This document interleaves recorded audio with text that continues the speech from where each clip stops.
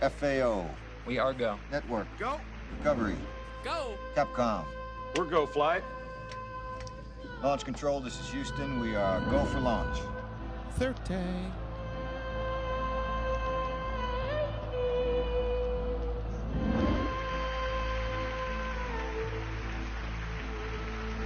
"19 seconds to go.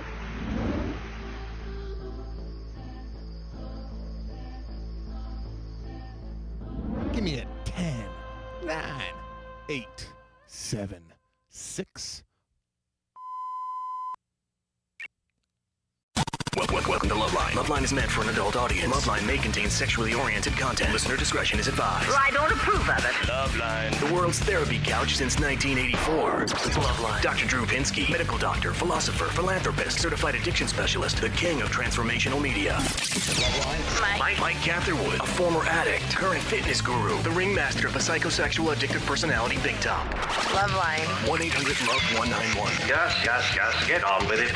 Yeah, buddy. Yeah, buddy. Yeah.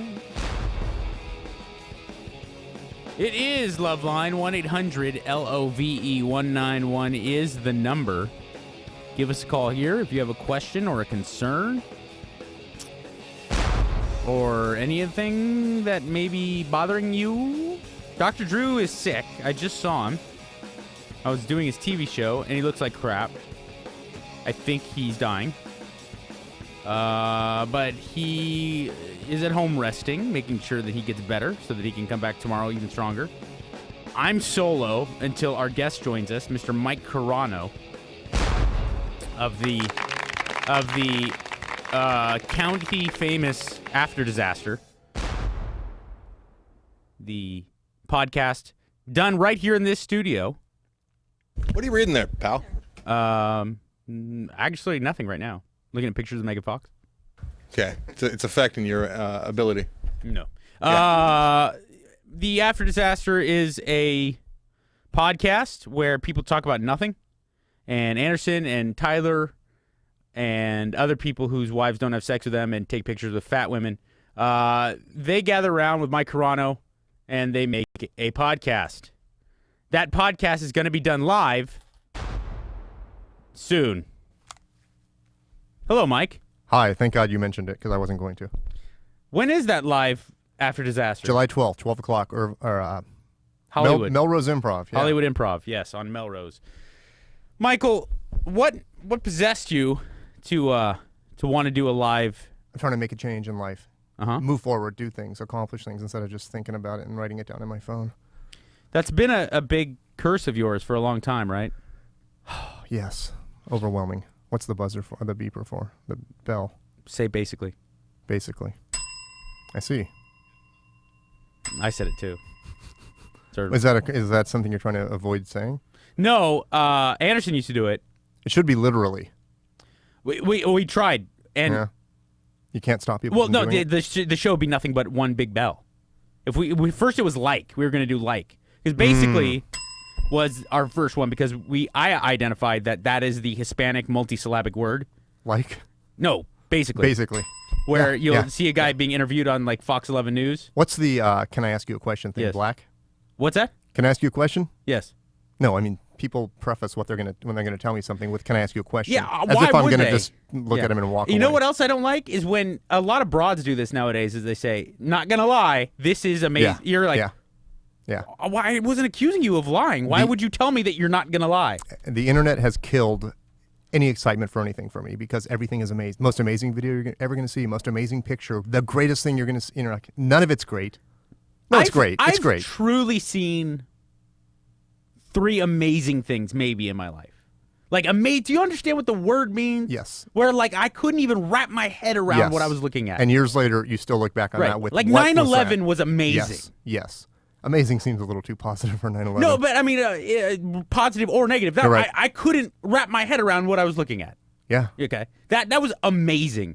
The Berlin Wall falling when I was like 10. I was like, I don't even understand. Mm-hmm. These people have been living divided forever, now they just can talk to each other in love, and David Hasselhoff is singing. Like, I can't understand this.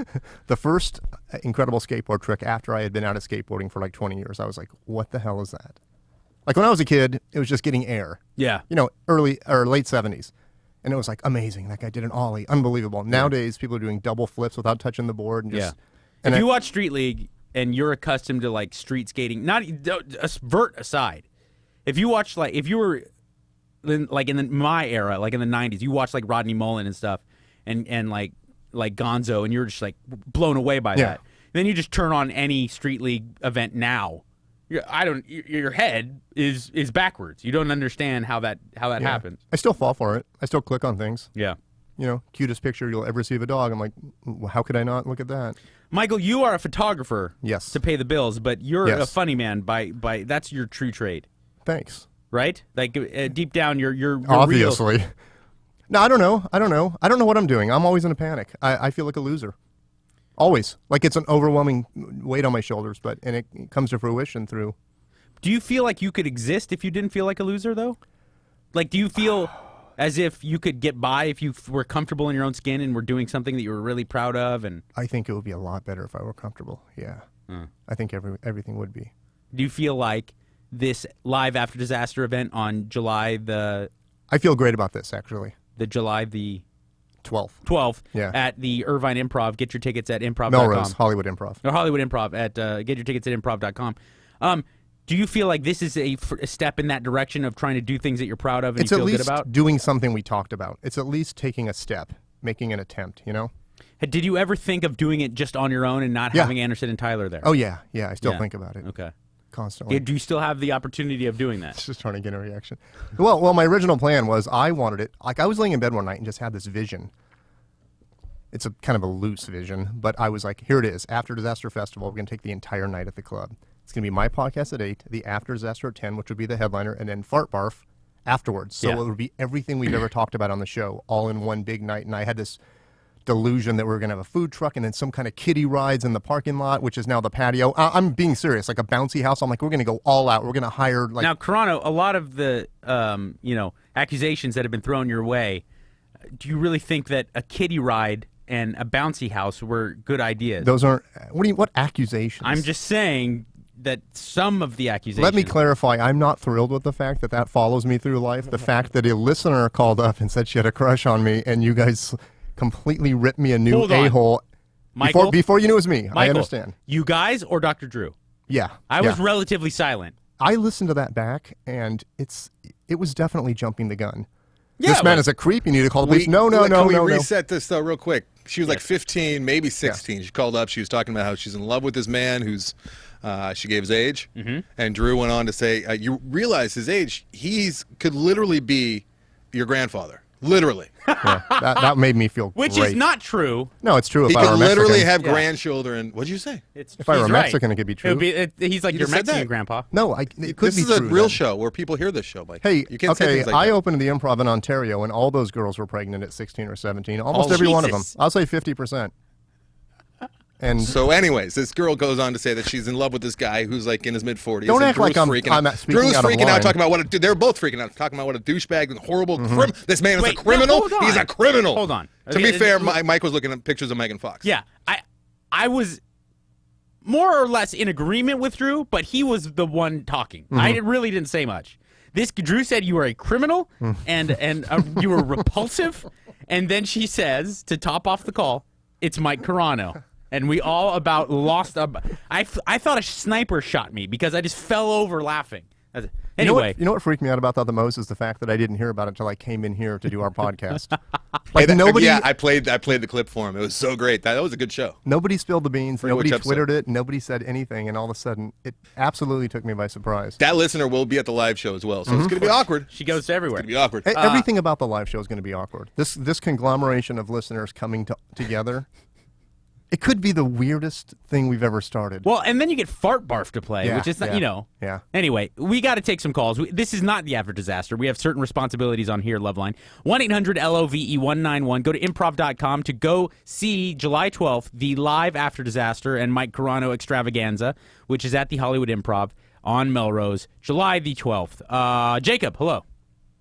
Hey, guys. How you doing tonight? I like your ladder. Thank you. Now, before I get into it, I just got to say I think I speak for America when I say we need more brackets. Yeah, I've been strong on the brackets with the Mike and Dr. Drew podcast, but we actually had that discussion on the last Mike and Drew podcast. Do we do this every podcast, or is this something that we just kind of salt and pepper throughout our podcasts? I say you got to have like a once a month kind of thing, like a Super Bowl, like you just a month top off, just right. like this is the last show. Let's do this. Thank you, Jacob. What can we do for you tonight? So here's the thing. I have a huge crush on this girl. She is kind of a bad girl. You know, she very friendly, very fun. In fact, I'd call her a female Psycho Mike, half Latina, half white, and just totally nuts, but very goofy. And she's not afraid to scrap if she has to. And all of that. I'm very much not that. If there's a fight going on, I'm the first one to kind of just try to not get there. You know, I'm not the first to step up and punch anybody. And I guess what I'm trying to ask is do you think, could I be just way over my head and just this girl is just not for me? Or do you think even though we're so different in so many ways, this could still happen? I personally feel like you could definitely make it work. A lot of times what is most evident in people's personalities isn't necessarily what creates their personality. That's what you see kind of on the periphery, or what's very there's a lot of clarity to these kind of outlandish things that people do. But when you get, upon further inspection, their personality isn't necessarily reflected by like their potty mouth or their ability to get in fights at the drop of a hat. Michael Carano, what do you think? I think it could work, but are you Jewish? Wow. How'd you do that? Jacob? Yeah, how did you do that? That's very impressive. Because you need somebody to step up and defend you in a fight. She's the chick. Oh my No, God. I don't mean that. I don't mean that in an offensive way. I mean that in a totally offensive way. No, I mean, you know what I mean? Like when something breaks around the house, you need somebody to call the plumber and get mad that he screwed up. You're not going to do it. Not me, so fair enough. That's a good point. All right. Very good point. Look at Mike Carano coming through with You're the voice of accountant, reason. she's the defendant. Literally, in court. Hello, Mindy. Hi. Hi, honey. Hey. I just wanted to tell you guys that I love your show. I have a quick question about my kind of if it's a healthy thing or not. I've been together with my boyfriend for about a year, and things got a little rocky. I had a miscarriage, and I was going through all that, and I have trust issues on top of it, so we were kind of like fighting a little bit. And Why do you? Whoa! Why do you have trust issues? Oh, well, I've been cheated on before. I've had, I've been the other woman. I've been just. You have I've had a self-esteem bad issues issue too with that. because you're making excuses to tell us what you're going to tell us. Oh. For him, Well, by setting up all the bad stuff that happened before you tell us that he cheated on That's you. not a bad assumption. Yes. Go ahead, Mindy. Well, because I would accuse him of cheating. Like, if he would get texted by unknown numbers, I'd be like, who's that? All in his business. But anyway, he took it with everything that was going on. He took it that I was kind of emasculating him. And so he started talking to another girl, and I caught him. And we had a falling out, but I got back with him because I just did. And I'm wondering, it's been about a month since then, and I keep bringing it up to him, and he feels like I'm attacking him, but I still love him. I'm just wondering if it's a healthy thing for me for it to still be affecting me like it does. Of course. Yeah? Yeah. It's not healthy. No, it's healthy that it's affecting you. It's not healthy that you took him back. Oh. What does the ghost of your baby think? Jesus. I didn't mean. I'm sorry for being mean. I'm sorry. I would like to point out that was No, Mike Carano. It's okay. It took a while for me to get over it, and that's why, like, I explained it to him because he was upset that he said I was attacking him. And I was like, well, when that had happened, didn't I talk about it a lot? Hey, Like, Mindy, did you have a miscarriage with this guy's baby? yeah. Okay. Look, this doesn't sound like a pleasant environment. Why are you even subjecting yourself to it? He doesn't sound like he's a supportive, healthy figure in your life. move on. You're lucky that you kind of got out of that without any other long-standing scars. And it sounds like you don't want to be alone. And eventually you would grow animosity towards You're him. 22 years old, Mindy. I mean, you're very young. You have so many options ahead of you. Why saddle yourself to an anchor of a guy who doesn't, make you feel good about yourself? Well, because I've never had this. I really didn't care about any guy that I had been with before. Even if we did last for however many months, if they were, in a car accident, I'd be like, oh, whatever. I understand. But Mindy, with this listen, Mindy. You are attracted to the fact that Mike Carano's exactly right. You have some weird self-esteem thing. It's not really that weird. It's just, you're attracted to this guy because he makes you feel bad. And No, not at all, because what we're going through right now hadn't happened until like the last couple of months of our relationship. Oh, well, that makes it all better. Trust me, when you're like 25 or 30, you're going to realize that there's so many different guys out there and so many more people out there that this isn't going to seem as important as it does now. Because of our guest, Michael Carano, and his amazing stories, we are doing sexual injuries tonight during the open forum. Maybe we'll get around to detailing the most epic, the most unbelievable sexual injury that's ever existed. I want to be honest with you. I was very excited about coming in here tonight, and then I heard that promo last night, and I've been sick to my stomach since. Well, straight ahead, we're going to talk about anal here on LoveLine. I'm sorry, that number is no longer in service. You'll have to find a new boyfriend. LoveLine's coming back.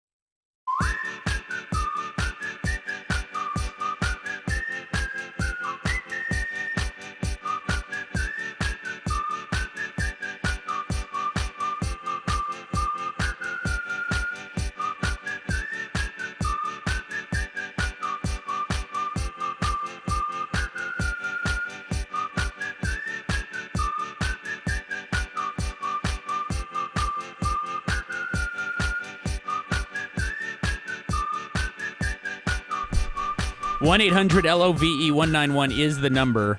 Michael Carano is our guest, at Mike Carano on Twitter. Without a doubt, not open for debate, no ifs, ands, or buts, one of the funniest guys on Twitter. Follow him. He is one of the 3 people involved in creating the Great After Disaster, which, of course, is part of the LoveLine family here. They do a great podcast in these here studios, and they're doing a live After Disaster on July the 12th at the Hollywood Improv on Melrose. So we were part of the family until we got kicked out. Well, you're back in. But we kind of got kicked out, which is fine. It's not fine, but I'm saying it's fine.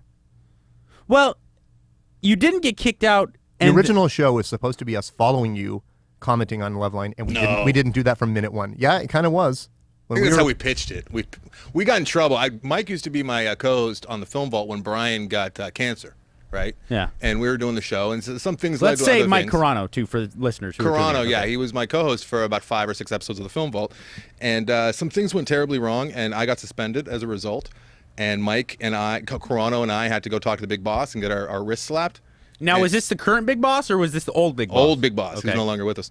And in the process, I pitched another show entirely, and somehow we got this other show greenlit as a result of a huge gaffe on air on our part. Yeah. So it worked out. That was 4 years ago. I enjoy the After Disaster, and I think most people would. Thank you. So you should tune in, and you should get yourself a ticket. What a bargain to see Fart Barf, one of the greatest bands on the planet. Yes. To see a live After Disaster, and to see some Mike Carano stand-up. I mean... No, I'm not doing stand-up. I don't do stand-up. You just do your own podcast. Yeah. No, it's just going to be the After Disaster, and then Fart Barf's going to come on. Mm-hmm. And actually, we found Fart Barf from you, Mike. Yep, we sure did. Catherwood. Yeah. Because we went to see Murder on the 405, which is your old band, and you were telling me about this band Fart Barf. And I'm like, there's no way I'm going to come see you. I'm going to support you, Catherwood. Mm-hmm. God, it's too hard with a Mike Carano, Mike Catherwood. I know. You guys should never do a show together. I'm Mike. He's Mike Carano. All right, psycho.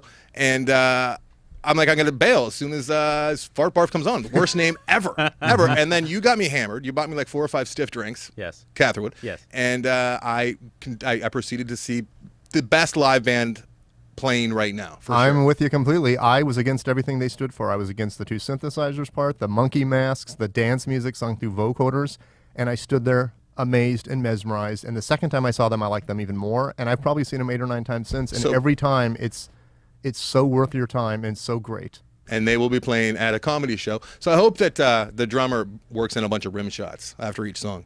I think that'd be a good touch. All right. There you go. Wouldn't that be good?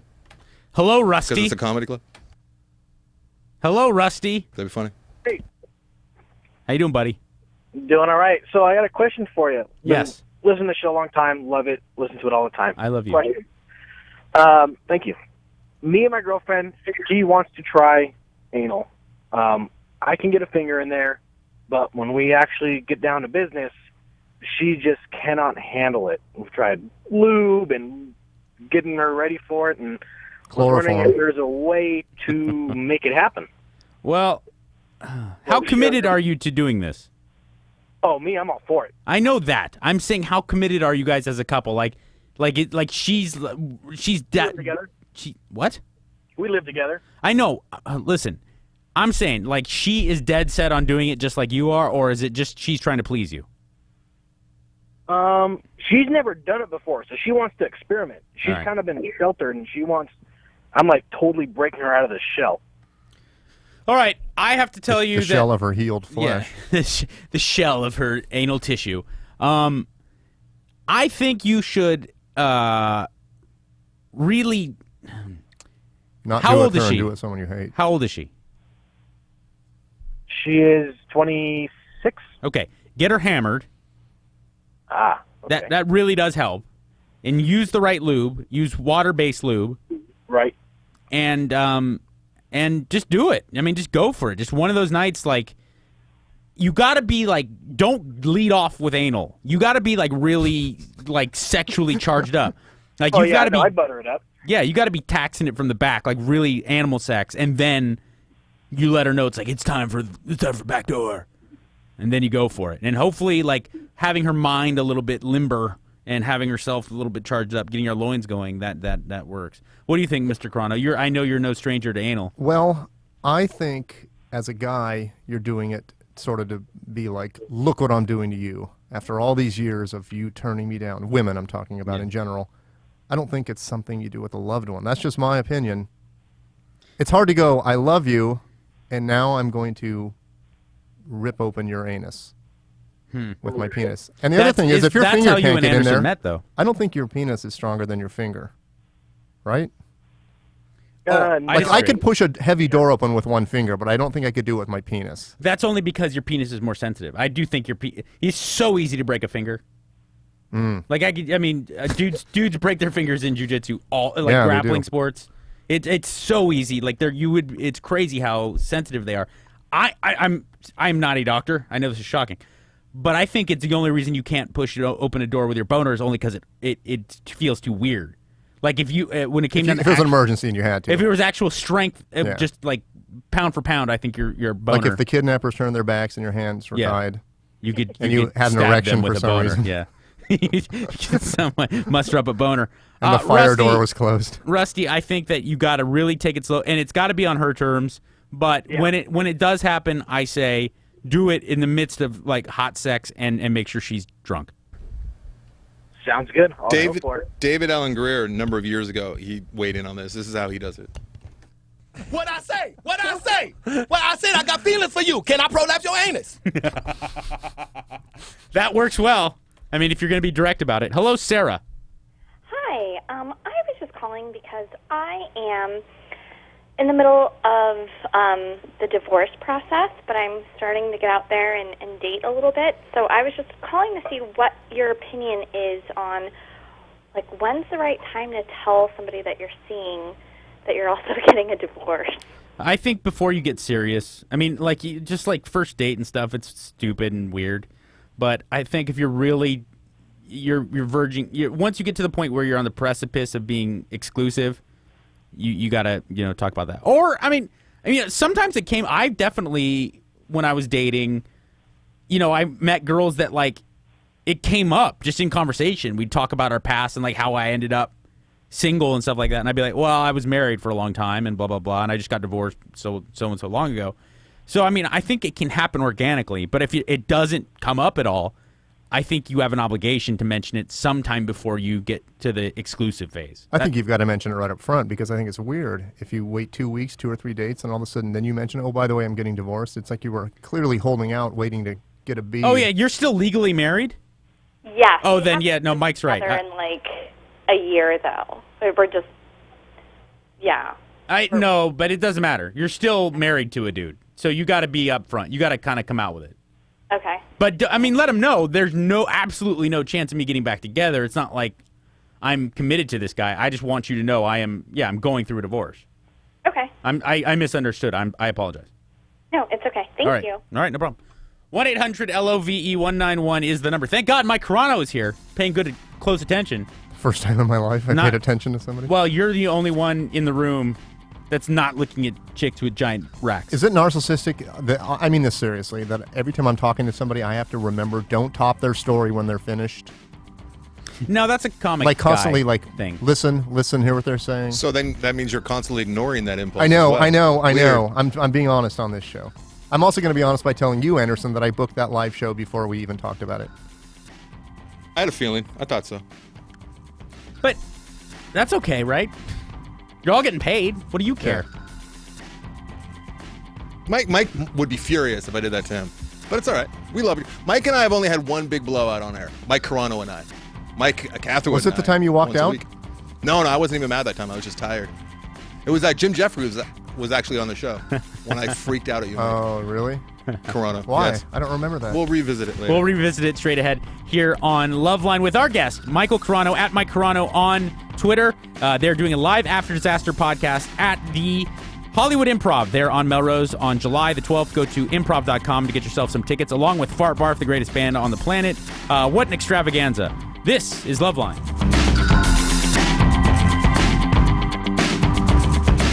Don't worry. LoveLine will return right after these words of wisdom. You mean more advertising? Yes.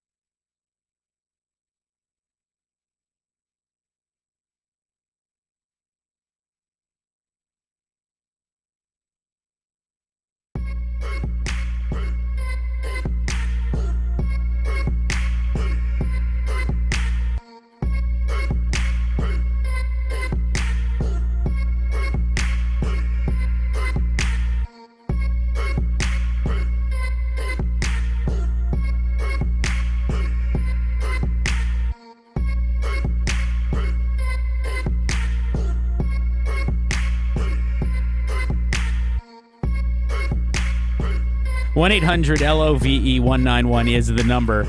I am Michael Catherwood. I am joined by Michael Carano, who is 1/3 of the After Disaster. There will be a live Mike Carano podcast, a live After Disaster, and the band Fart Barf. Nope.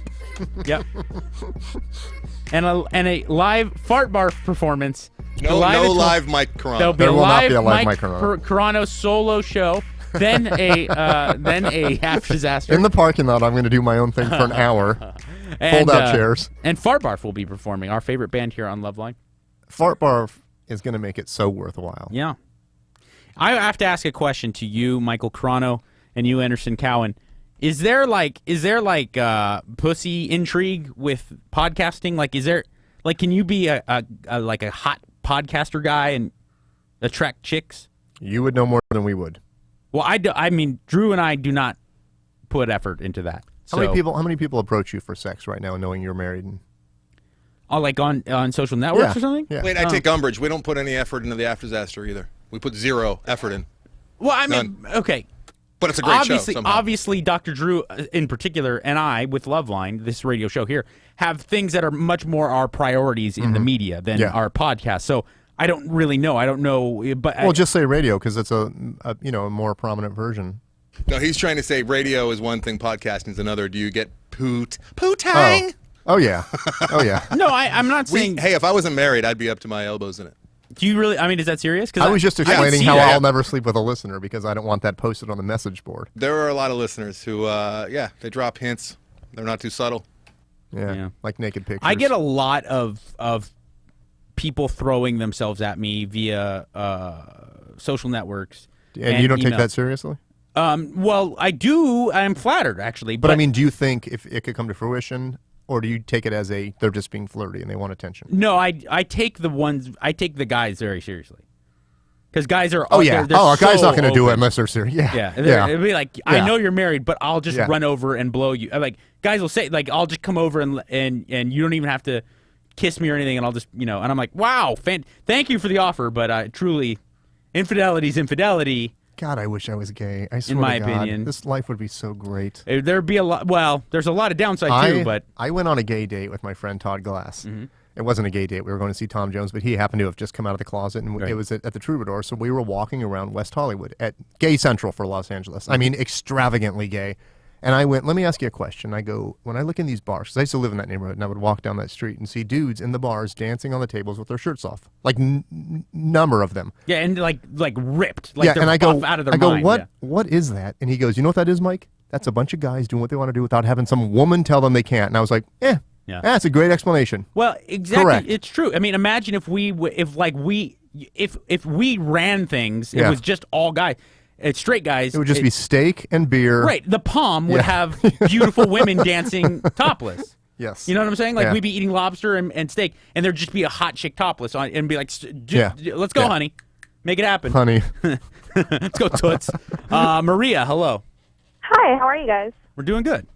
How are you? Good. I'm doing good.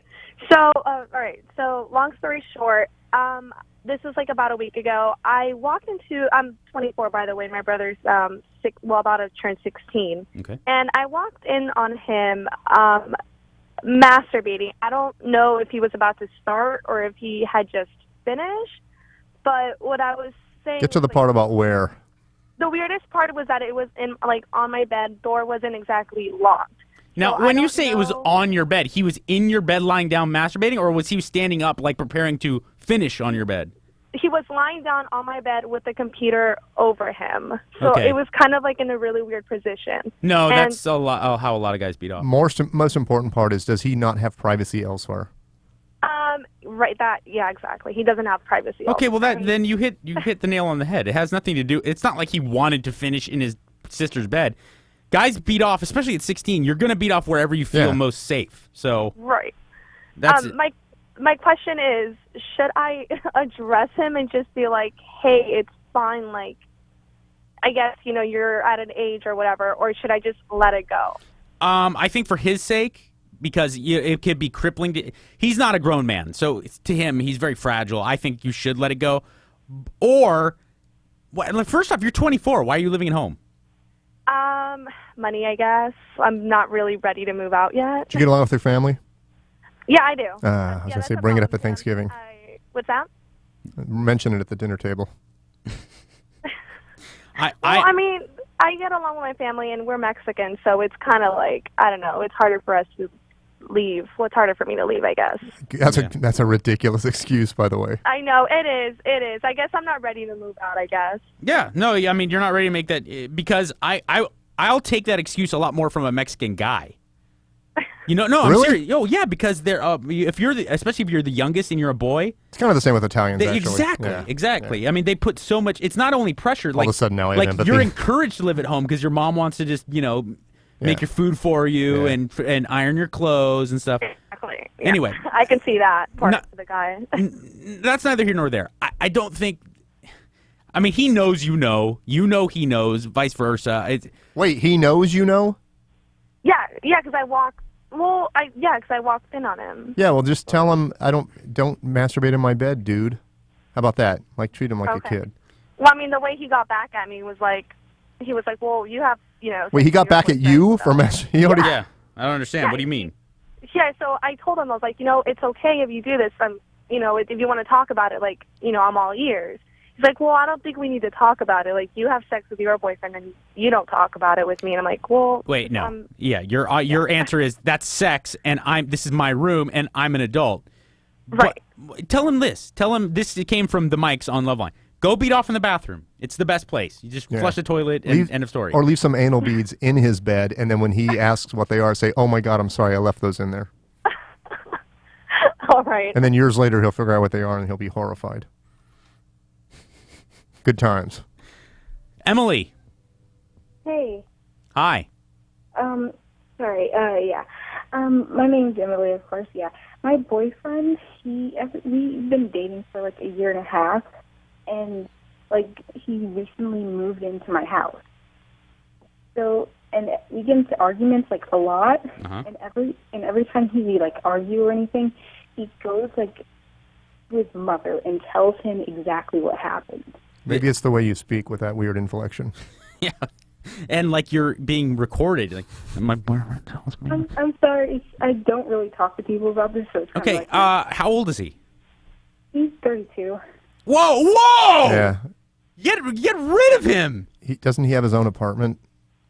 No, No, that was a dumb question. I heard you. He doesn't. Yeah.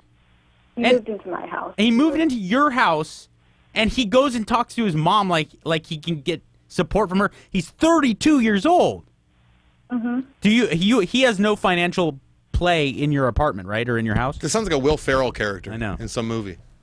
No. Only then it's charming. Hello? Yeah, he pays, like, we do it like half price. Yeah, but he's not like signed on the lease or anything. No. Okay, kick him out. Seriously. Emily, seriously, why are you with You know she's not going to do that, I mean, though, right? he's a tremendous loser. You could tell me all other things about him, and I'd still be like, no, guys, you could tell me he's like the world's best philanthropist, and he's a veteran, and I'd be like, yeah, but he goes and runs to his mom when you guys get in a fight. He's I a am bitch. part of me's kind of envious that he has a relationship with his mom. No, and that's not even the worst part. It's like the next day she'll call me and telling me how bad of a person I am. So Tell her you're going to kick her in her C word. Yeah. Moms know what that is. Yeah. Seriously, wait, Emily, you have no. You're a grown up. You're 23. I mean, you're young, but you're a grown up. You understand how unbelievably inappropriate all of this is. Yeah, I get it. Okay, then just act on it. Yeah, he was like the first guy that actually treated me like a real person. No. He's treating you like some weird domineering toy because he's 32 and he calls his mom to bitch about you, and then she calls and chews you out. That's insane. That counts as amazing to me right there. Yes. That's weird. So he's not treating you like a real person. Then you must have a very skewed view of how you deserve to be treated. Yeah, I'm just not really good with the whole guys thing. Okay, and then you should take some time to move in with a guy. Like, don't live with someone. You just get to know Emily first, okay? Okay, so should I just like get rid of him? Like, yes. That was the first thing he said. Yes. Hey, do you think people listen on this show? Sometimes. I'm being serious. Like, do you Sometimes. think people take that advice to heart, or do they just want to hear something different, and they didn't hear the different thing, and then they just move on? I think that a lot of people call up the show wanting to hear one answer, and if they don't get that answer, it doesn't matter, and they go on with their lives Don't you find anyway. that frustrating? But yes. Oh, yes, I do, but I also understand it. I've done that in my own life, especially when I was younger. You're just so hard-headed that you're expecting to hear one thing and you don't. And also, it takes a lot of courage and balls to act on stuff sometimes. It's the hardest thing ever. I can tell you in my life, and in my entire life, the only decision I ever actually made that I knew I was sticking to was stopping drinking. Right. And that was the most difficult thing. Well, it's funny you say that, because I was going to say, I think when people call up with addiction questions and alcoholism questions, I think a lot of times they do listen, especially to Drew. I mean, they will sit there and be like, man, you kind of got me there. It's hard for me to go anywhere else from it. But follow through on that's so hard, though, as you know. Yeah, or else there'd be a lot of sober people in the world, Yeah, you're right. 1-800-LOVE-191 is the number. We're going to talk about that a little bit more when we get back. Also, we're going to get into our open forum about sexual injuries. If you've ever injured yourself during sex, we want to hear about it on our open forum. More with our guest, Mike Carano, here on LoveLine next. One call is all it takes. 1-800-LOVE-191. 1-800-LOVE-191. Start punching in the numbers now so you're ready when LoveLine returns. Tune in on Real Self-Knowledge.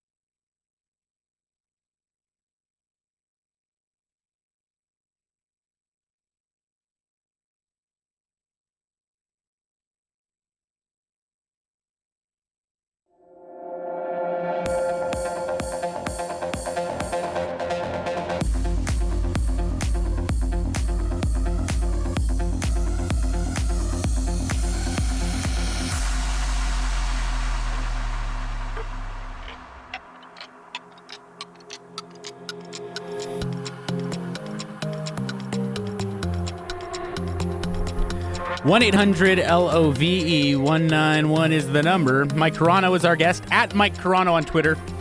One of the funniest people on Twitter. He is also one-third of the After Disaster crew, who will be doing a live podcast, a live After Disaster podcast.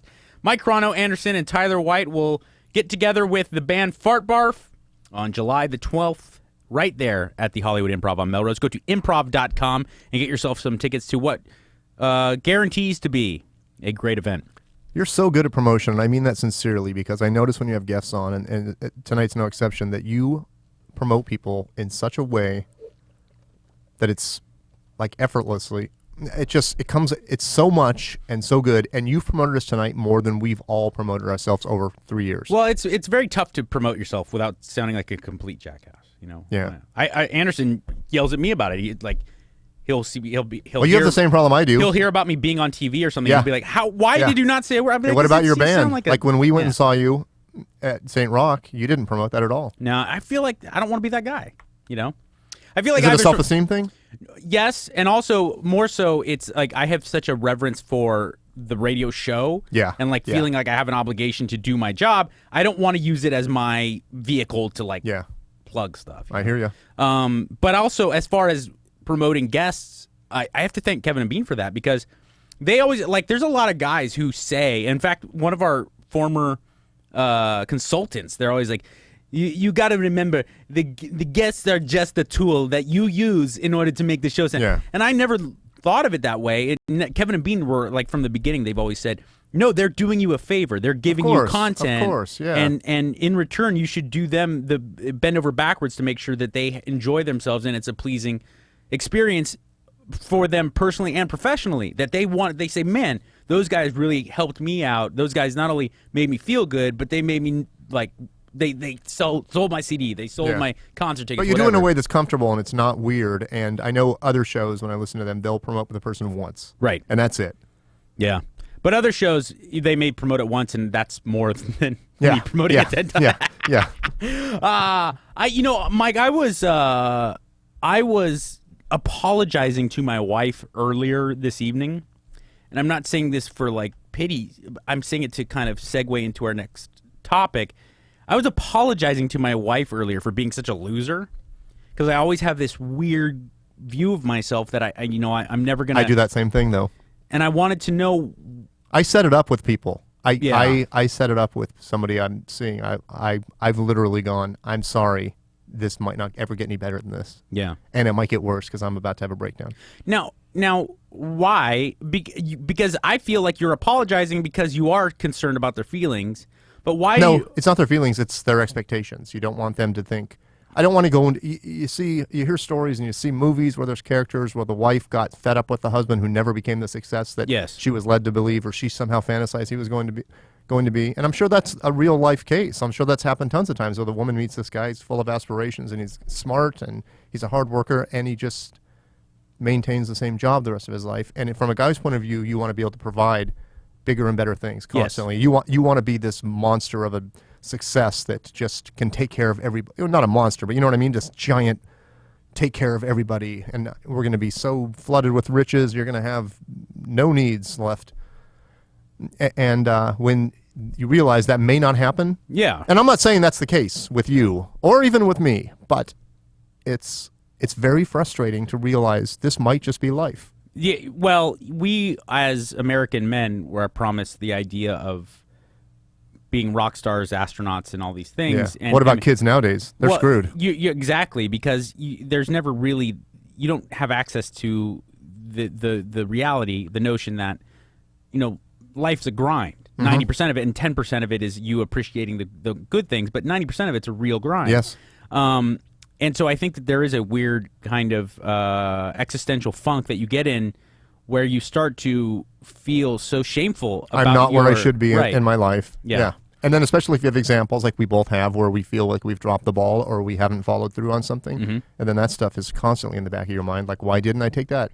Why didn't I do this? Why did I say no to that? My question is how much of that, because I ask because I'm curious about my own life, and I could see a lot of similarities in how we live, is that how much of that is actually not following through and how much of it is just manifest destiny, where you look at it as like, I'm Mike Carano, who always lets the ball drop, so I might as well just go ahead and do what I always do. I believe that's a big part of it. Yeah. But I also have a mental illness, which you may share, which is I will let something build up inside of me to where it's gone to literally a crazy level, where it's not sane anymore. And I do that constantly. I'm doing that right now with this job I'm on right now. I'm overwhelmed with, and I've let being overwhelmed and being pressured by the pressure of this job coming from the owner of the company and coming from other people. This is really important. This is important. This is important. It's not important. It's stupid photographs of comedians. Right. It's not that important. But to them, putting all this pressure and this record expensive, the most expensive comedy club that's ever been built, probably, and everything that's riding on it, I let that build into me going, well, they hate me clearly, and they don't trust me, and they don't like this, and then I'm getting fired for sure, and my job's ending, and clearly it's ending, and I knew for a fact my job's ending, and I let this build up in my head so much to the point,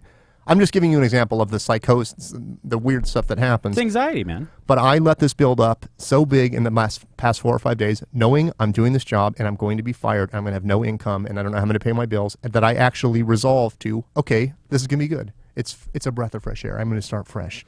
No money, no job, and I'm just going to file bankruptcy, and everything's okay. And I'm not kidding one bit. And I in my head, I'm like, I'm going to file bankruptcy and start over. And then I realize I don't have any debt. So where did that come from? Yeah. That's like, I'm going to call American Express, say, I'm filing bankruptcy, but you don't know anything, sir. I will after tonight. You know, I don't know. Where does that come from? Like, well, you'll create that mental with the hookers problem that you buy to hookers always alleviate stress. Yes. I know. I think that's the MO of a lot of guys, and not enough people talk about it, and that's why I wanted to make a point to bring it up. It's got to be part of a major reason for heart disease, having heart attacks and strokes. Of course it does. Yeah. If I can build myself up out of an imagined, I'm getting fired and I'm going to have no income, completely imaginary. And then you want to know something else? My boss, technically my boss, the guy who owns everything, was in last night, and he's like, "You're going to be fine. You're going to make a bunch of money. I promise you. Everything's going to be cool." All of a sudden, everything is washed away, and everything's great for like an hour until I go, maybe he's lying. Yeah. And that's part of the big setup. Yeah. Hey, I hear you, brother. 1-800-LOVE-191 is the number. Our guest is Mike Carano, 1/3 of the After Disaster, an excellent podcast. They are from the LoveLine family, and we love them, and we want you to support them July the 12th by going to improv.com and buying tickets to their After Disaster Improv Extravaganza. Alongside the live performance of the After Disaster, you will see Fart Barf. Did I just totally change topics and talk about myself having mental problems for a minute? Yes, but I took you there, so it's not your fault. And Michael Carano broke his arm fisting a girl. All right, that's the end of that. That happened. So I want you to call up right now for our open forum, sexual injuries. Because let me repeat, I'm not going to dive into this anymore. The man broke his arm fisting. So how did you hurt yourself having sex? Call us up, 1-800-LOVE-191 is the number. It's LoveLine.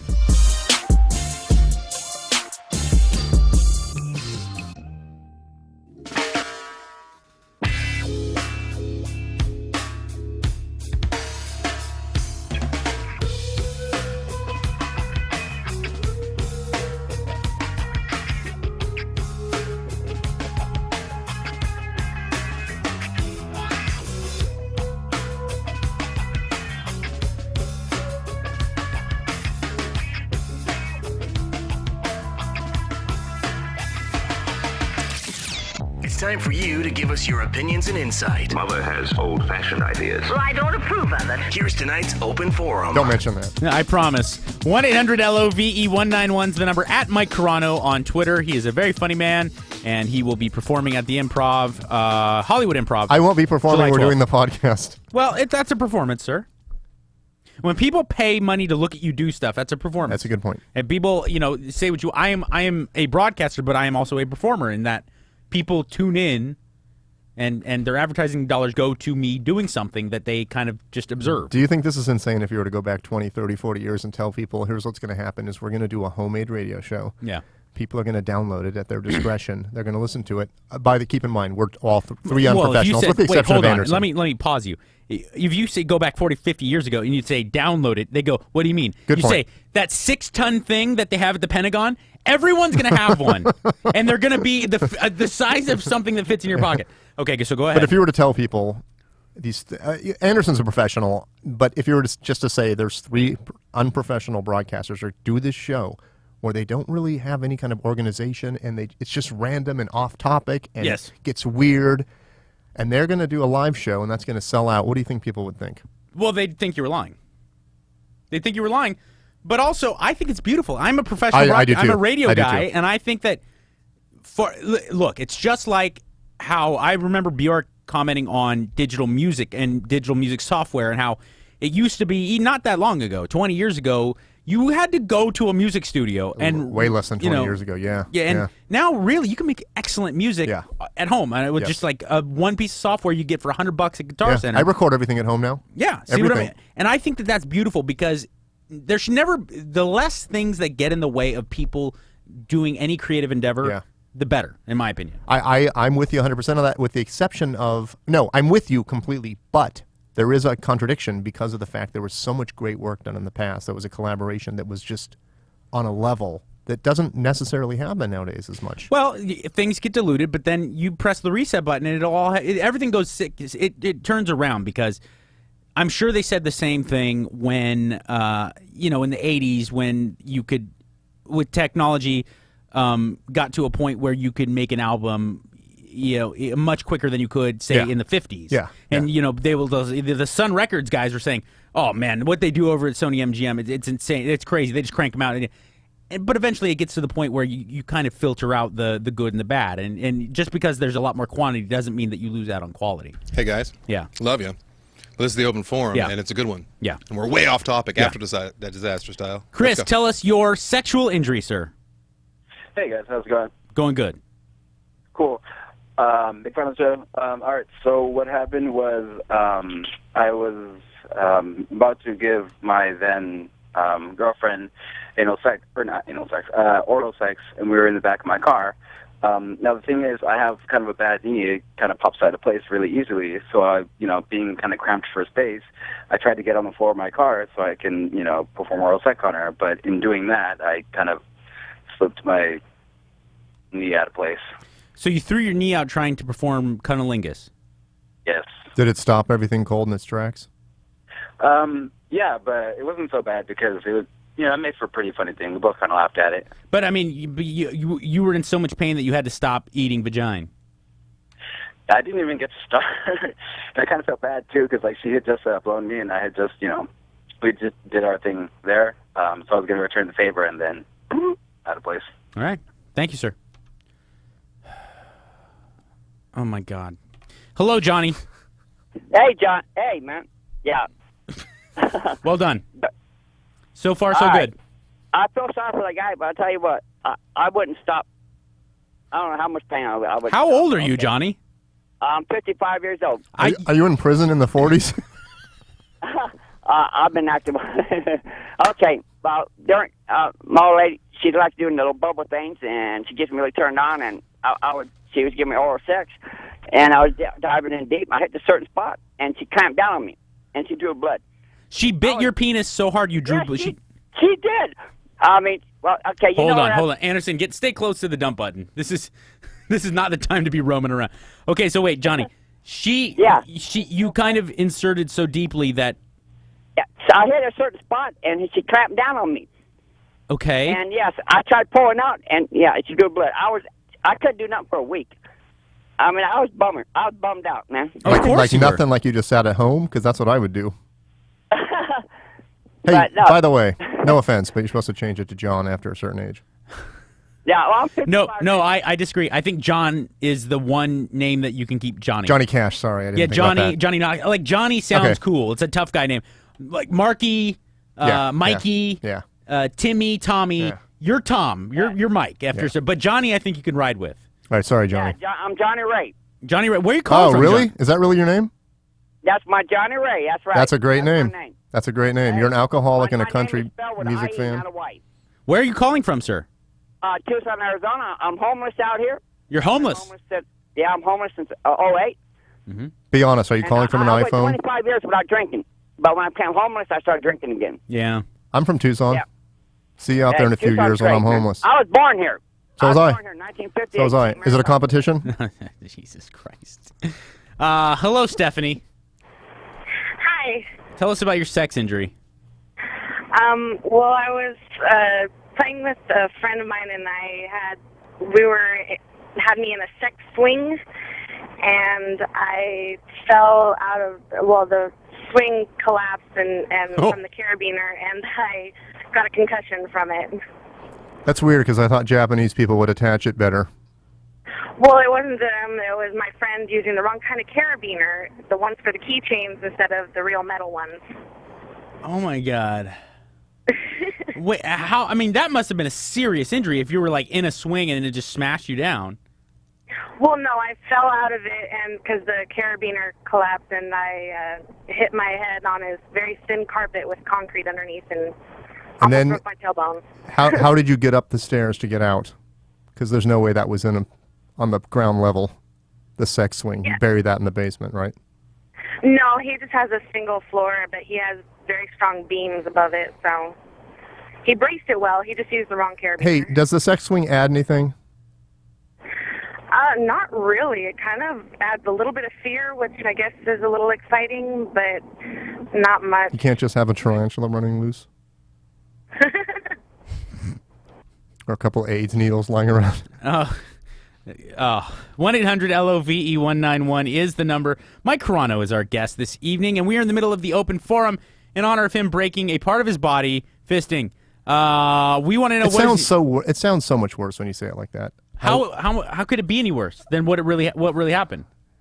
But it wasn't my fist. It was my hand shaped into a point. But I guess that's my fist. Yeah. It wasn't this, though. You weren't making a fist to punch, but your entire fist was inside a woman. Like 85%. Okay, yeah. but it wasn't fingering. You were... It sort of goes to show that I'm like a trooper because I was in a lot of pain and I kept going. And you had a fracture. You broke your arm. Yeah. First off, how on earth did you do that? It's a lot more force than you think. Like, I don't know how babies don't come out mangled. Well, they do. It's funny you should say that. But because broken bones and but stuff. like, you know how babies' heads are soft? When they first pop out, their heads are all But what about the goofy. shoulder blades and stuff? Like, why isn't that just destroyed? Because they make themselves in a little torpedo. It's true. I know. But also when a woman's giving birth, they contract internally there's a lot more give. But do you need more calcium? How do I need more calcium? I'm just saying, like, Mike, I have. Make your hand into that shape and push very, very hard for up to a half an hour. I understand, but I have yoked, roided out Brazilians. Do you like how I just got offended? Like, do you think my body is falling apart? Which it completely is. People purposely put all the force they possibly can into my arm. Are you saying constantly? I'm weak? No, I want to know how much force, because he broke your arm. It was a lot of force for a long, long time. Like 10 minutes, I was fine. And there's no way to smoothly shift to the left hand. Well, in honor of that amazing story from our guest, Mike Carano. It wasn't my idea, by the way. We want to know about your worst sexual injuries. Hello, Greaser. Hey, what's happening, guys? How you doing, buddy? Your buddy from Tucson just called. Good. Long-time listener. I love hearing you guys. You guys crack me up. Oh, I love you, Greaser. I'm a real greaser, too. I bet. This here's crazy what happened. Me and my ex-fiance, we're making sweet love. Everything was beautiful. The bed was shaking, everything. Yeah. And then the frame broke, and the bed shifted over one side, and we, like, rolled off the bed. We tried to, hold on, and then I fell over, and the dresser hit the, the mirror. And the mirror fell over and busted us. I mean, it was blood all over the place. Were you laughing? Oh, no. She was screaming at me, hitting me and everything. And I was stuck on her. It looked like if I was, it looked like a crime scene from a movie. Oh! So I'm telling her, hey, I'm sorry, I'm so sorry. And then she's right there screaming me, get out of the room. She pushes me out of the room butt naked. Was it her bed? And then her parents are asking me, what's going on? And I told her, oh, we had an accident, and I didn't know what to say. You should have said a Soch would never do this. Oh, my God. About 10 people listening are like, that's a great joke. The rest are... I don't even know what the joke is. I just know they're enemies. I don't even know where that came from. By the way, only in The Outsiders. That's not like a common thing. You're right. Yes. I forgot what it was from. I just remember. Michael, hello. Hey, guys. How's it going? Long-time listener. Thanks, man. All right. So, basically, when I was in 10th grade, me and this girl, I was... Good memory. dating. Yeah, I know, right? No, So on Mike for remembering the word and then hitting the bell. All right, so I was in 10th grade, she was in 9th grade, and we used to sneak off at the basketball games at high school. And basically, we were in the back of the bungalows, we were making out, and she went down my pants with her hands, and she started going at it with me. and she jerked it way too hard, and she ripped my foreskin. I unfortunately, Dr. Drew, we've taken this call on LoveLine many times. That's actually pretty common. Really? Yeah, and that's one of the major arguments for adult circumcision is that, and for better communication. If you get too much friction and too much action going on down there, you can easily rip foreskin.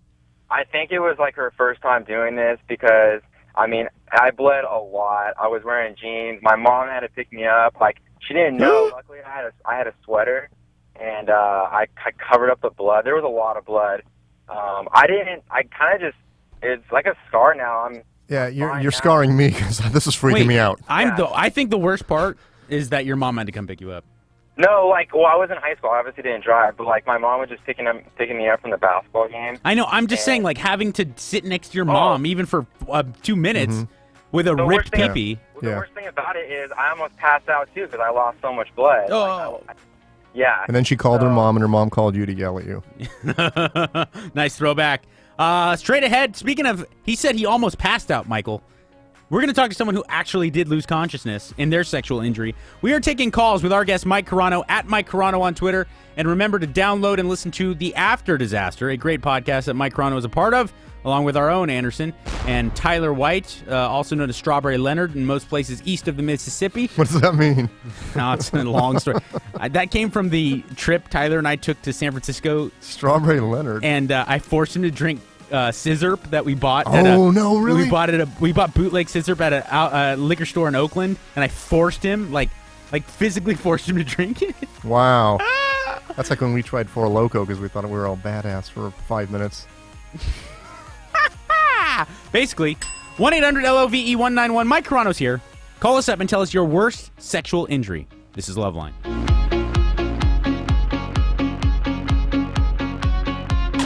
One call is all it takes. Exactly. 1-800-LOVE-191. 1-800-LOVE-191. LoveLine's coming back.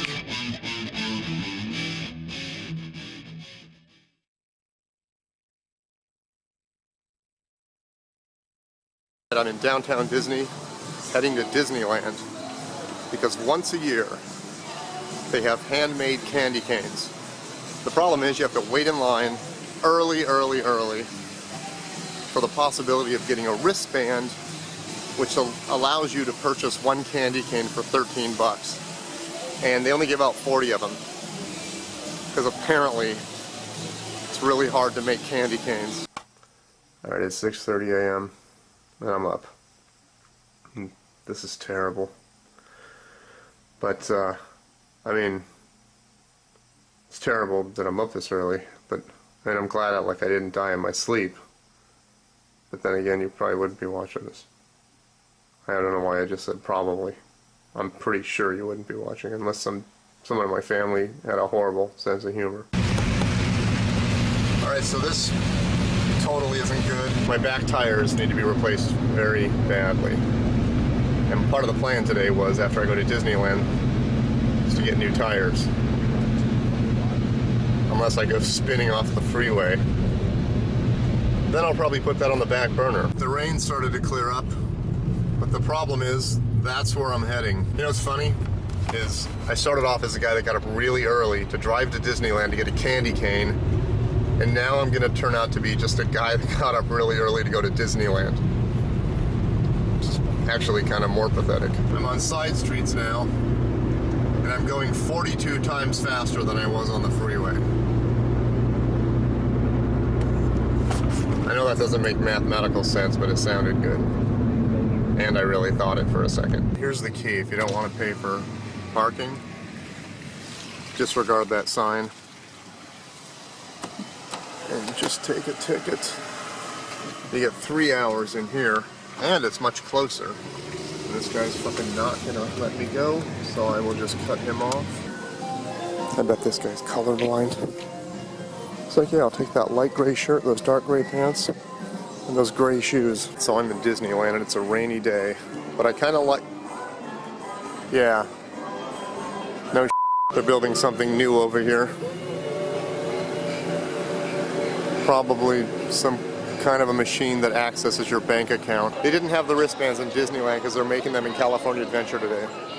So now I'm heading over here to see if I can hopefully get a wristband to buy a $13 candy cane. Like every adult is doing on a Tuesday. Now comes the embarrassing part where I say, how do I get a candy cane? Can I get a wristband? Yes, sir. Do I need to wear it? Yes. Good news. I got a wristband. But the only problem is my candy cane's not going to be ready till 2:30, and I have a dentist appointment in San Diego at 2. Kind of ironic. So my options are to cancel my dentist appointment or try to make it back to Anaheim by 4, which is the latest I can pick up my candy cane. This is ridiculous, right? I'm at the dentist's. I'm here half an hour early, but I'm going to tell her that I have an emergency. I want to get out of here as soon as possible. And I fully recognize that this is a priority, but if possible, I would like to get out of here by 2. Oh, yeah. Oh, really? Yeah. All right, I'm on the road. I have 2 hours and 2 minutes. This stupid douchebag keeps speeding up to like 80, 90 miles an hour so I can't get around him, then slows back down. In case you know him, give him a link to this video. Jesus is giving me a sign that I'm probably gonna make it. Right now I wish it was still raining because the sun is burning the left side of my face.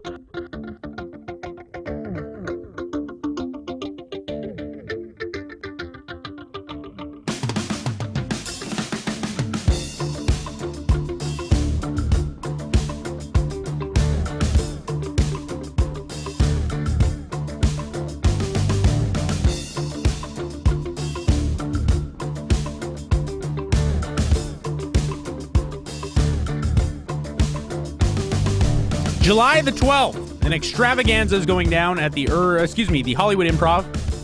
Improv.com. Get yourself some tickets for the Live After Disaster with our man Mike Carano, who is our guest tonight. Thank you. And Fart Barf will be performing. Mm-hmm. We are talking about your craziest and most devastating sexual injuries because of Mike Carano's tale of breaking his arm. Let's talk to Mary right now. Hello, Mary. Hi, how are you guys? What up? Okay, just so you guys do know, I don't think I've ever shared this story with anybody, and this is the first time I've really actually called any talk show or radio or anything. Fantastic. So if I come off a little nervous, I'm sorry. What's your last name? Okay, so the story is, ever since I was sexually active, when I first started, having sex, I was very curious about anal sex. For some reason, just the idea of it, the thought of it would turn me on, and anytime that I would actually masturbate, for some reason, if I was watching porn, I did only want to watch anal. You're my girl. Anal porn. So one time I was dating a guy at the time, and he was older, so I figured he might have a little more experience and he knows what he's doing, kind of thing. Yeah. So we were in Vegas, and we decided, things were getting hot and steamy, and we were in the shower, and we were thinking, okay, that would be like the perfect, lubrication for everything to go in smoothly. Wait, whoa. That's so wrong. It's funny how water seems to be lubrication. It's never lubrication. It makes more friction with skin. The only lubrication water provides is on the freeway. Well, we It sounded like a bit. after. Wish I wouldn't have said that. But so we were, things were getting hot and steamy, and we were talking about it, and I told him I'm very curious, I do want to try it. So, without even really stimulating the area or anything, he kind of just stuck it in there, and it hurt so bad. It literally felt like there was a knife going into my butthole and ripping it open. So I remember I started to panic because of the pain, and I remember I literally passed out in the shower while the water was running and everything, and he caught me before I guess I hit the ground, so no head injuries, nothing like that. But it was one of the most painful things I have ever experienced. No, I've actually heard this call before too. I know it's crazy, but there's Really? there's some weird governor switch in your butthole that if you hit it right, you pass out. I would have kept going because pain doesn't stop me, apparently. Hey, No. did you ever try it again? Yeah, I have tried it again. I was nervous. Okay, that makes no sense then. Jesus. If something made me pass out from the pain, I'm not going to go, give it a shot again. Give it a couple weeks. If the chick was hot enough, you What would. it is for me, it's just something. If I was taking it, I'm talking turns about. me on, and it just excites me, the idea of it. And like I said, whenever I do masturbate, it just, the idea of it excites me, and that's what I think about. Do you orgasm through anal sex? No, I haven't even really experimented with it enough. Okay. So there's only one person that I've actually really done it with, and with him I had only done it like 4 or 5 times. But for some reason, for me it's like transfiction kind of thing, like where for me it's just really interesting and exciting. Anal? Hello, Rachel. Yes, hi. Tell us about your sexual injury. Oh, man. So I discovered with my last boyfriend a couple months ago that I like it rough. Yeah. So normally we have sex sober, and he's in good control and everything. So we went camping one weekend, and he was drunk, and we were having a little rough sex, and he slapped me across the face so hard that it dislocated my jaw. Oh, my God. Did you guys finish? Later. You know what? I think this is, it's like finally. Yeah. I think that this is a sick man. It's like if you want to get back at if you want to insult somebody, just watch like a terrible reality TV show like Catfish with them, and you can sit there and just go, "You're an idiot. I hate you." And they don't know you're not talking to the he was TV. normally in really good control. That was the first time, actually, we'd been really drunk together. And he just reared back and just smashed your jaw. How far was the drive to get it fixed or get it to a hospital? No, it only took about 2 minutes of me working with it to pop it back into place, and about 3 weeks of like working on it every day. I didn't know you could do that. Like, Maybe it's TMJ. Jake LaMotta over here. Yeah, seriously. Took me 2 minutes to get it back into place. Caught me. We're talking about sexual injuries with our guest, Mike Carano. Hello, Melissa. Hi. What up, baby? Not much. Just called to tell you guys about what happened to me. Mm-hmm. So me and my boyfriend, well, now ex-boyfriend, we were actually house sitting for somebody, and we were having sex on one of the beds there. And That's it why was I'll like never have to let people house sit. And it was like Or in front of visit. a what was that? Nothing. Sorry. No, it's okay. So we were like in front of a window, kind of. And so, like, we were going, like, doing doggy style and all that, and he was just getting really into it, like, really hard. And he was, like, thrusting so hard that, like, when I was holding my hand, like, holding myself up with my hands, like, one of my hands slipped. And, like, right when he thrust into me, like, my face just, like, slammed into the window. Oh, my God. Did the window break? No, I just hit the windowsill, but, like, I hit, like, right on my eye, and I had, like, a huge black eye. For 3 or 4 days. That is so... Did he feel horrible, or, I mean, were you laughing? How'd it go? Like, I don't know. I feel like I just remember, like, being kind of dizzy at first, and, like, we stopped. But, like, if I remember right, because this was, like, maybe a year or 2 ago, we just kind of, like, laughed it off, and I think we finished. Atta girl. I either want to hear something that's really funny or else someone died. It's good to know, Mike. Hello, Taka. Hey, how's it going, guys? Doing good, man. How are you? All right. So this was a couple years ago with my now ex-girlfriend. Mm-hmm. We were hanging out, watching a movie on the couch, whatever, nothing really happening, and she's getting ready to take off, so I walk her out to her car. She starts it up to warm it up, and we're kind of talking, and there's an airplane that flies over, and we both look up, and she's like, I want to be in an airplane right now. And then I look at her, and I'm like, yeah, I want to be in something right now, too. Is your last name Nonsense? Yeah. So we start making out, start getting steamy, and I'm leaning up against the car. She goes down on me, down on her knees, and after a couple minutes, and she's pretty good at it, and she's got a tongue piercing, whatever, but I'm getting ready to orgasm. So I start pulling back, and she grabs me around the hips, pulls me in close, and right as I'm about to finish, as she pulls me back into the car, back up to her, the weight of it had pushed wiggled the car a little bit, and her driver door, which was open, my hand was still on the door jamb. The door closed. I had no idea it was even closing. Oh, you slammed your finger. Yep, it closed on my finger. It completely closed all the way, not like the single latch closed all the way, and it broke my ring finger. And so she stands up real quick, so I'm standing there like I can't move, and I'm trying to reach under with my right hand to open the door handle, and she's just standing there with her hands over her mouth like, oh my God. So she's not helping any. So I'm standing there with my dick out, and I'm trying to get my hand out of the door. She opens it up and takes me back inside, throws an ice pack on it. She's not being gentle with it at all. So then she takes Wait, you guys had an inside this whole time? Can you say that again? You had an inside this whole time? Yeah, that's a good point. Why even go through this when there was an indoors? Oh, well, it was kind of like one of those things just to, spice it up, whatever. Okay. It was like a last-minute thing. I kind of tried to earlier, but neither of us were really feeling it inside on the couch, so she was getting ready to take off, so I made one last try at it, and it worked out. But, good man. I kind of paid the price on that one. Yeah. So.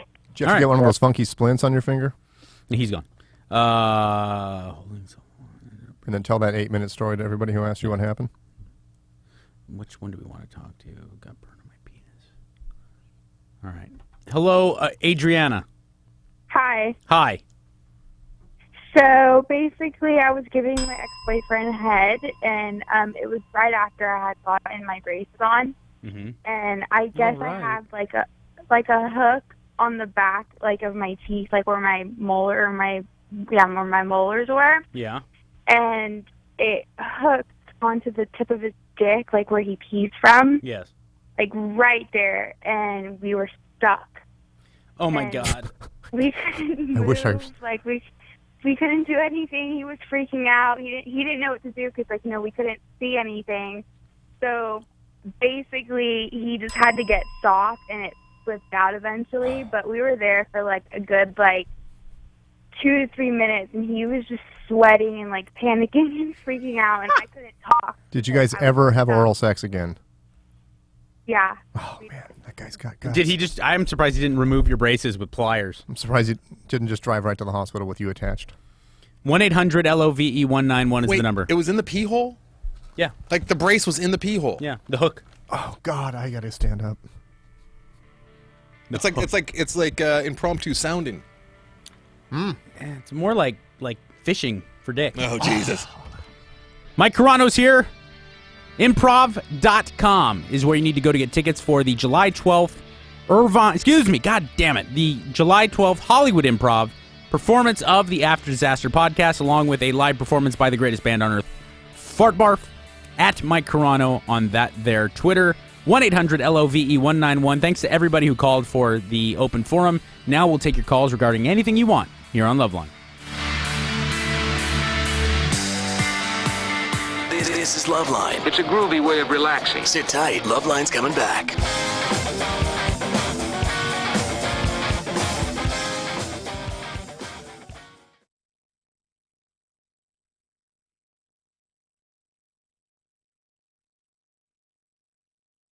We're back. Back at Disneyland for the second time in one day. We've got 42 minutes to get the candy cane. I also have to pee really, really, really bad. But I'm going to try to hold out and get my No, I'm not. It'll be embarrassing getting my candy cane after I wet my pants. Or my shorts, to be specific. This wristband is like the Willy Wonka golden ticket. I just had to see if I started wetting my pants already because it felt like it. These people are all mesmerized watching someone make candy canes. And I wish they would get out of here so I can watch. These guys get up early. Okay, back up. Now go forward. And go through the 2-hour process of making candy canes. Connor, if you're not watching, move out of the way. The firemen, these are the real heroes. My precious. All right, let's do this. This is what we came up here for.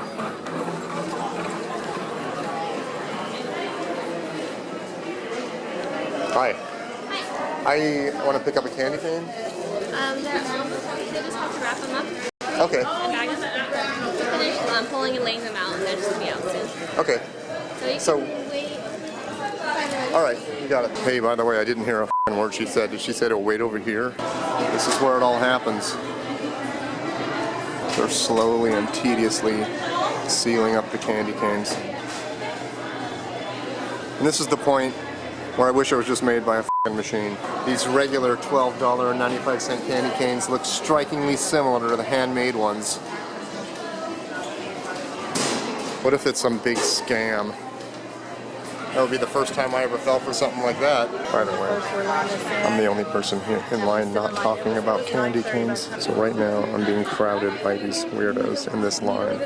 I'm too much of a pussy to point the camera at them. But they're standing way too close. This dude wants us to sing Christmas carols. I think I speak for the whole group when I say, no way, Jose.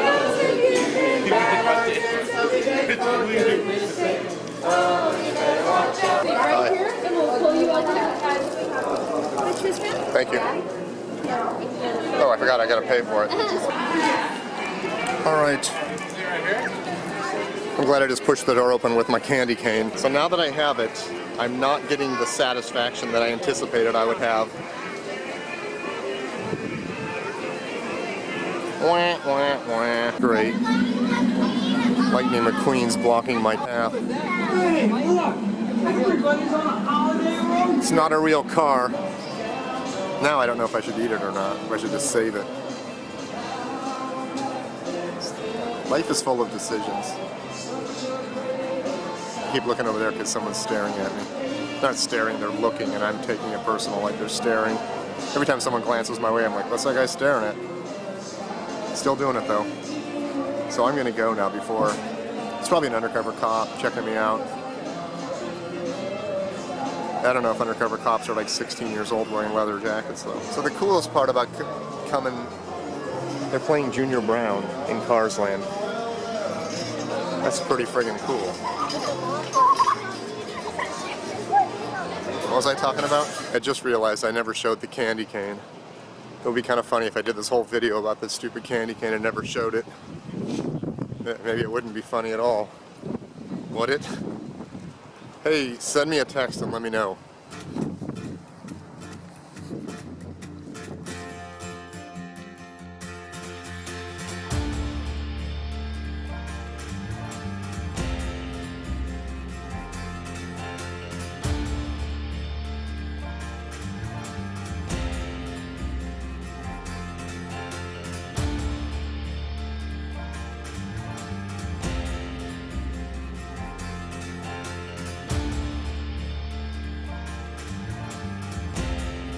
One 1-800-LOVE-191 is the number.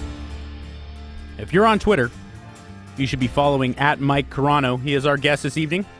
Very funny young man. Who's older than you. That's right. But I appreciate it. Hello, Miles. How's it going? How are you, buddy? Been better. So basically, I've been having sex with a girl who, like, a girl from my past who I've just reconnected with, and I was super into her, and like things never took off. But lately, we got into it, and first time I was like super drunk watching the USA game, and so like I went limp like halfway into it. Yeah. So we recently did it again, completely sober. I had breakfast, lunch, and dinner. I was ready to go, and like halfway into it, I go limp again. So I'm not sure if like. I feel like it's something mental, but I don't know like what I can do to kind of like. Did you just cuss? That's what it sounded like. I'm pretty sure it's associated with soccer. Yeah, I was gonna say next time watch sports instead of soccer. Your penis was so bored it refused to come out. I'm serious. How about this? How long are you having sex? Well, we tried a few different. We did doggy, your cowgirl. How long are you having sex? About like 6 minutes. Okay, so 6 minutes in, it gets limp. Yeah.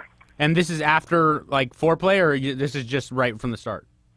The first time we kind of got right into it. The second time there's a little foreplay, but I guess like not enough. Okay.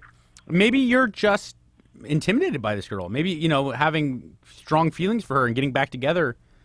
A lot of times sexual anxiety is what leads to erectile dysfunction, because you're too young to just have biological erectile dysfunction. Is it possible he's just not into this girl as much as he thinks he is? Yeah. Like most likely that's the case? Yeah, I mean, I've certainly had sex with people that I wasn't that into, and I still figure out a way to keep my boner and have an orgasm. Oh yeah, that's what my friend said. I'm like, I mean, I do like this girl. I guess I thought that's probably maybe why. Well, okay. I mean, how much do you like her, and how physically attractive is she to you? Oh, she's fucking gorgeous, dude. Oh, I think you I did didn't curse catch earlier. All right. Well, I got to get back to this guy. I got to yell at him first. All right. Let me see what this goes. Miles. Yeah. Don't cuss. Oh, sorry, man. Yeah. Listen. First, go get checked out by a doctor because it might be something very serious. Chances are it's not, but if it is something biological, it can be like serious heart issues. Okay? Okay. So please listen to me and actually go see a doctor. You don't sound like the type of guy who will follow through with that. Especially by that response. Yeah. Mm. But no, I will. But also, just I mean, it could be that you're just not that into her. You know, it really. I mean, it is. Like, why'd you break up in the first place if she was so beautiful and so perfect for you? Well, nothing ever happened. We were talking, but like nothing. When she came, she was studying abroad. When she came back, it just like. Are you eating? Are you on any medication? Are you eating pills? No. Do you do any drugs? No. No drugs at all? No. Do you drink? Yeah. All right. Are you drunk right now? No. Okay. Do you always talk like this? Because you sound like a stoner. Yes. You sound blah, blah, blah, blah. It's just like that's what it is. Hello, Evelyn. Good evening, gentlemen. Good evening to you. I love the fact that you're 22 and your name's Evelyn. No, I'm sorry. It's a fake name. Okay. I just don't want to give my real name. All right? I hate you now. But I bought my tickets to After the Disaster, so I'm going on the toss off you then. All right, you're back to like. Thank you. I know it's a weird question that I have, but I just want to know if I have an obsession or an addiction, and it's sugar. Sugar. And, well, since I was a child, I always eaten anything sweet, even candy canes, and I know Mike Catherwood, you kind of hate them. Candy canes? Oh, I love candy canes. You don't like them? I don't dislike candy them. canes. I think candy corn is the candy yeah. corn is it's crap. Yeah. It's a candle that you eat. So when I was younger, I would steal money to buy it, and I can't go a day without eating it. Mike Catherwood knows this topic 1,000 times better than I'll ever know, but I've seen 2 documentaries about sugar, and I think it's very addictive based on that. Mm-hmm. Especially for females. But on a couple of months ago, almost 3 months ago, I had to go to jury duty, and I never once had a craving for it. It never really entered my mind. Well, everyone knows when you're doing your civic duty, you don't crave sugar. So, and when How I long was was- younger, and I How long used was to the go to jury duty? school, the jury duty was from the morning. I had to wake up at 5 in the morning. How long did it last? How many days? No, it's just because I had to take the bus because it was all the way. Did you put that dirtbag in jail where he belongs? No, she pled guilty. I didn't have to go after that, but that I was pretty much gone from home for 12 hours, and I never had a craving at all whatsoever. And when I was younger, and I used to go to school, school is like 8 hours long, and I would never have a craving then too.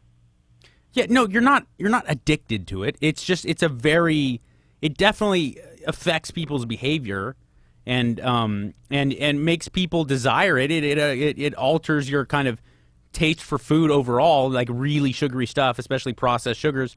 But you're not addicted like people are true addicts to drugs and gambling and sex and things like that. I can tell you this much. I am addicted to sugar, and I eat a lot of sugar, and I did a month without sugar on my doctor's advice.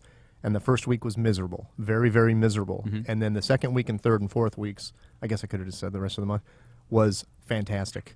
Fan-friggin-tastic. I didn't take I'm being very, very truthful about this because it sounds like I just listened to it doesn't matter what it sounds like. I didn't need naps. I felt like I had more energy. Everything was better without eating 2 or 3 candy bars a day and a milkshake and a Slurpee every single day. Yeah, here, Evelyn, he brings up a good point. Here's the truth. Above and beyond just things being a certain amount of calories and a certain amount of sugar, blah, blah, blah, certain foods affect your body in different ways, hormonally. And eating very, very sugary things, incredibly densely sugary things, give you blood sugar sways that are kind of, they're not chemically appropriate for the human body. You know, your digestive system and insulin levels and stuff, they're not really supposed to be spiked like that. So when you're constantly eating things like candy canes and sugar all the time, and then you all of a sudden stop, it's going to throw your body out of whack. But eventually it is going to get back into normal, and your body's going to like the idea of having stable insulin levels and blood sugar levels and things like that. Can you give yourself diabetes, or does your overdoing it with sugar bring it out of you sooner? I think that there are certain types of diabetes that you're born that are genetic, and there's some that you bring on your own. Yeah. All right, so don't do that, Evelyn. 1-800-LOVE-191 is the number. Mike Carano's here. We have one more break with this beautiful man here on LoveLine. This is LoveLine.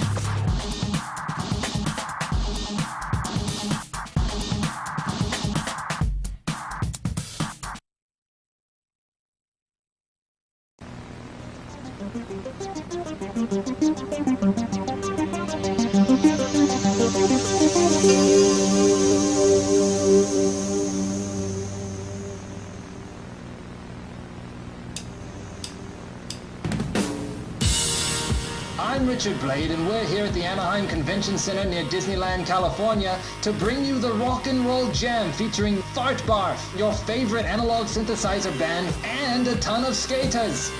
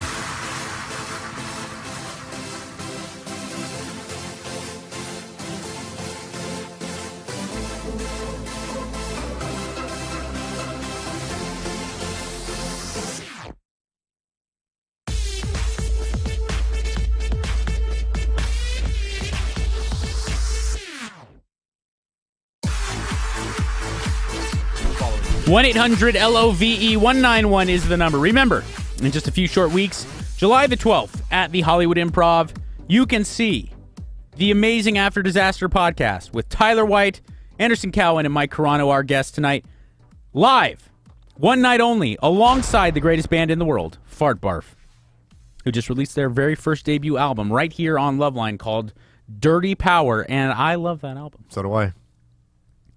Let's see here. I bought 4 copies. Not kidding. 2 LPs, a CD, then I downloaded it that night because the CD hadn't arrived yet. I wonder how well they did. And I'm really dumb. Because, I mean, I'm sure the only quote-unquote real promotion they got was being on LoveLine. I wonder how Fart Barf's album did, you know? Well, have to talk to him. Hello, Jay. Hey, what's up, Mike? Hi. Got a quick question for doing a cycle of steroids. Okay. I've actually done a cycle before, just a small dose, and I want to go bigger this time. So I want to see like what your take is on like anything like for post-cycle, just to avoid dyno and other side effects. I think that when it comes to post-cycle therapy, and I don't want to get too geeky about it because this isn't, Steroid line. This is LoveLine. But I think for post-cycle therapy, in my personal opinion, you always need HCG. A lot of guys are against it, but I think that it's mandatory to really have good post-cycle therapy and get your testes back into action. And I would like to go with an anti-aromatist like Nolvadex. A lot of people like Clomid too. I like Clomid. I think it works, but I remember getting horrible like depression and anger, and it just made me feel terrible emotionally. And I know that it's common for Clomid. So is that to repair damage done by taking steroids? What taking exogenous or outside of your body, implanting testosterone into your body, it signals to grow bulk? It signals to your balls to shut off. Okay. It says we have way too much testosterone. I can stop making some in our testes. You can't just put a rubber band around your balls? No, you cannot. So that is why, the old wives' tale about your balls shrinking, it's not a wives' tale. Your balls atrophy. It's called testicular atrophy. It happens when you take testosterone. And that you can heal from that. Yeah, it grows back.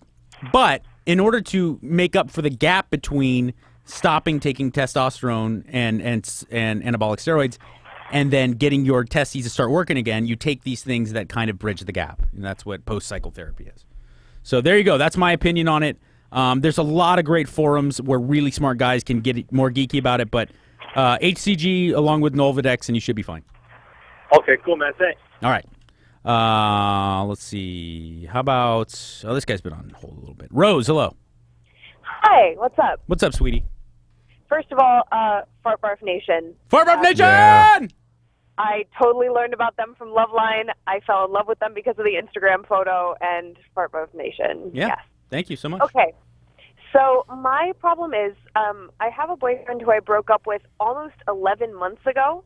Mm-hmm. And unfortunately, we are both part of a very small community in Los Angeles, the Rocky Horror community. If he listens to this, he'll know exactly who he is, but maybe that'll solve the problem.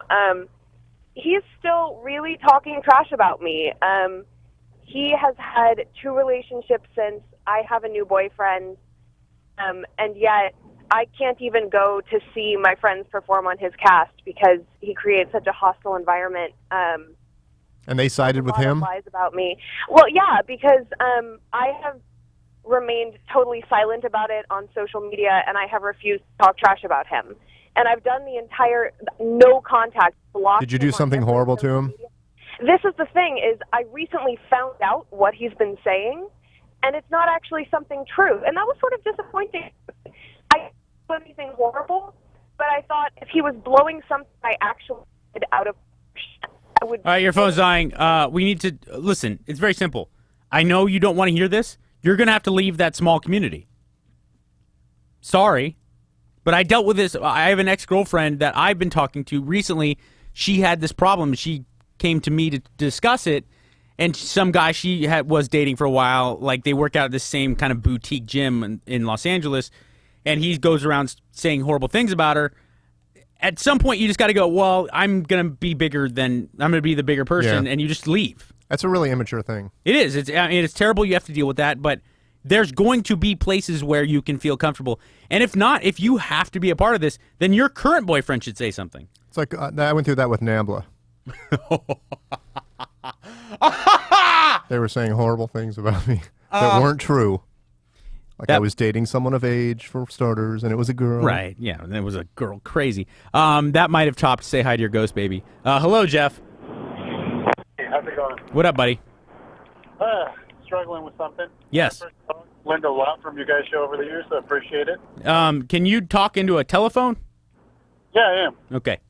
I have a shitty telephone. Oh, my God. And a terrible brain. It is hard to not swear. Not like when so you much. get comfortable, because I'm nervous about being here, so I'm not swearing. But if I were super comfortable, Yeah, I'm nervous, if anything. Jeff, don't say that on the radio. Not doing that again, sorry. Okay. What I was pointing out is that are you on some type of speakerphone, or are you holding your car phone outside of the window like Ace Ventura as you drive? or like Anderson does and denies it. No, it is neither of those things. I just have a very poor quality phone and a very loud car. All right, go ahead. What can we do for you? Okay, anyway, long story short, I've been with a girl Too late. for 3 years now about. Uh-huh. And in the beginning of our relationship, I cheated on her. Mm-hmm. Recently, she has found out about this. Mm-hmm. And I'm doing Did you tell her, or did she find out? She found out. Oh, that's bad news. Okay, go ahead. Yeah, that's way bad news. So, she found out. I came clean, let her know all the nonsense that was going on. Mm-hmm. And I'm basically just trying to do whatever it is I can to repair this. Well, and I don't know if it is possible, or it is. Any ideas you guys might have about this situation. I've never been in it. I care about this girl a lot and want to repair it. I've never been in that particular situation, but look, I've certainly done girls wrong and then tried to make up for it and prove to them, that I meant well. I think that it's definitely salvageable. I do, and I'm not trying to make excuses for guys.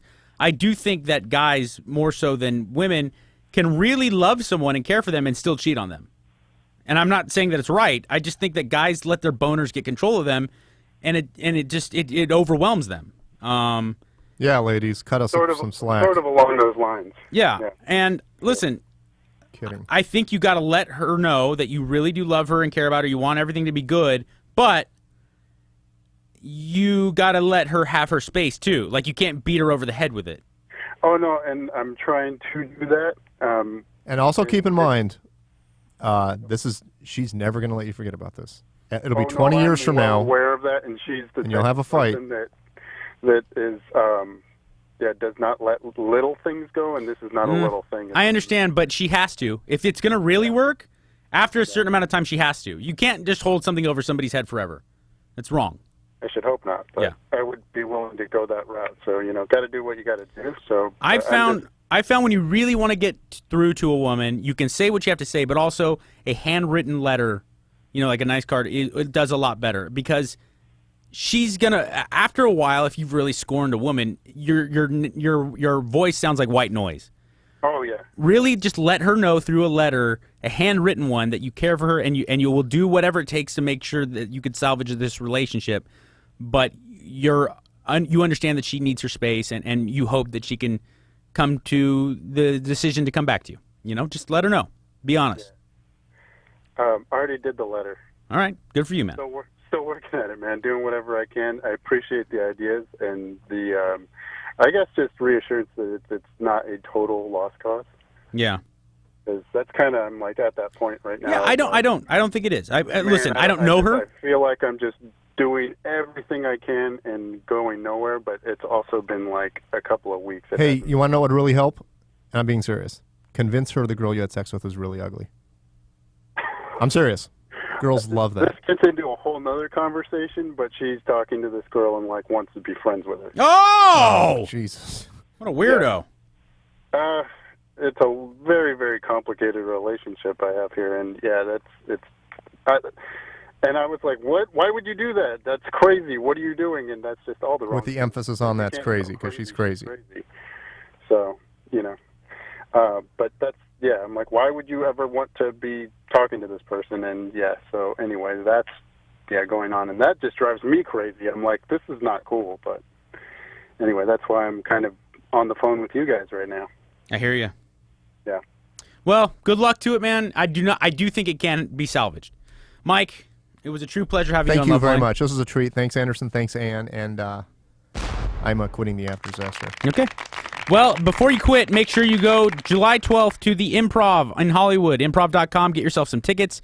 It'll be a live After Disaster podcast alongside Fart Barf, the greatest band in the world. Everybody support these people. We love them. And remember, in this crazy mixed-up world that makes you think that no one cares, we do be good. Thank you. This has been LoveLine. The opinions expressed on LoveLine are not necessarily those of the staff, management, sponsors, or this station. LoveLine. LoveLine is produced by Ann Ingold.